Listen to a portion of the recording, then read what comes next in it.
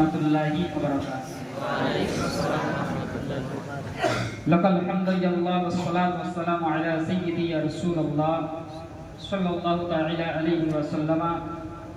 أما بعد فأعوذ بالله من الشيطان الرجيم بسم الله الرحمن الرحيم أولئك كتب في قلوبهم الإيمان وأيدهم بروح منه صدق الله العظيم وقال رسول الله صلى الله عليه وسلم إن الله عز وجل يبعث لهذه الأمة على رأس كل 100 سنة من يجدد لها دينها آمنت بالله صدق الله العظيم।